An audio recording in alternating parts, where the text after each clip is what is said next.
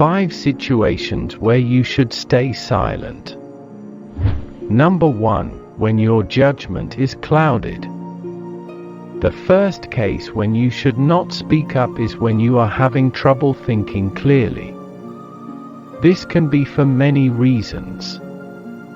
Maybe you are tired or under the influence or full of anger or anxiety. In these situations, it's better to wait a little before you speak your mind. If you don't, it is possible that you will say something you will regret afterward.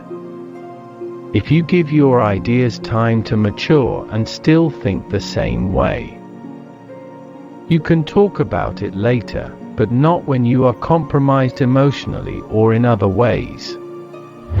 Number 2. When your words will be hurtful. The second situation in which you should not speak up is when your words are more likely to be hurtful beyond being useful. Sure, there are situations when others need to hear the truth, harsh as it may be, but these situations are rarer than we think. Consider whether the words you want to speak are going to be useful or if you are acting to hurt the other person. Number 3. When your opinion doesn't matter. The next situation when you should not speak up is when your opinion is irrelevant. It's never easy to admit and accept it, however, it's very important, even if our ego doesn't agree. When you don't know enough about a situation or other people are experts, or when your opinion has no impact on others, it's often better to stay silent, just because it's the wisest thing to do. Silence is the best answer to someone who doesn't value your words. Number 4. When you don't have enough evidence. Sure, in some situations we are free to speculate and speak up even if we don't have evidence. However, this is not always true. When we are talking about something that will likely have a big impact on another person, for instance, on their physical and mental well-being, we should not offer information that is not certain.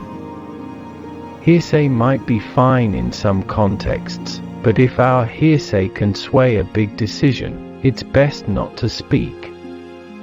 Say, for instance, that a person is considering whether to use a medication that might help them. It's best not to bring up a rumor about a friend of a friend who used that medication and had side effects unless you are certain it's a fact and not a rumor. Number 5. When asked not to speak. If recognizing that your opinion is not relevant is hard for the ego, being asked to stay silent is even harder. You might be asked to take a backseat in some situations, for instance, in some work contexts or in other circumstances, and that can make us want to speak up. However, it's best to restrain that impulse and instead reflect. Why are we being asked to stay silent? Listening and learning can also be good in these situations. Number 6. When you don't have anything to say. Just because you feel you ought to add something doesn't mean you should.